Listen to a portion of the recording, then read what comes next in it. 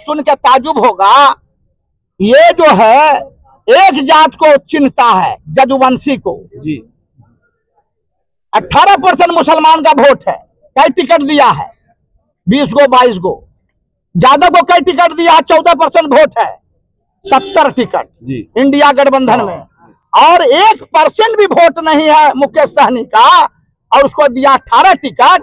अब आप देखे होंगे लोकसभा के चुनाव में हेलीकॉप्टर पर बैठा के उसको नारंगी खिला रहा है, उसको मछली खिला रहा है, देखे थे कि नहीं जी। तो आप सोचिए, कोई मुसलमान लीडर नहीं है, 18% वोट, और कोई मुसलमान हेलीकॉप्टर पर चढ़ने लायक नहीं है। सर उसामा साहब जो है प्रमोट कर रही है राजद।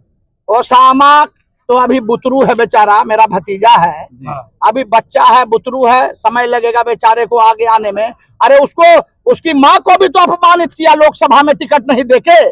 लोकसभा में निर्दलीय लड़ना पड़ा हमारी भाभी को। शहाबुद्दीन साहब, सुनिए, शहाबुद्दीन साहब से मेरा 30 साल पुराना रिश्ता, और जब जब वो चुनाव लड़ते थे एक महीना जाके हम सिवान में रहते थे। जानते हैं, ठीक कहा मिस्टर भाई ने कि शहाबुद्दीन साहब का प्रेम एक तरफा था राष्ट्रीय जनता दल से। अगर शहाबुद्दीन साहब से प्रेम होता राजद को, तो जब गठबंधन की सरकार थी बिहार में लालू जी की और नीतीश जी की, और जब भागलपुर जेल से निकले शहाबुद्दीन साहब, तो खाली यही न कहा कि नीतीश जी परिस्थिति के मुख्यमंत्री हैं और लालू यादव मास के लीडर हैं।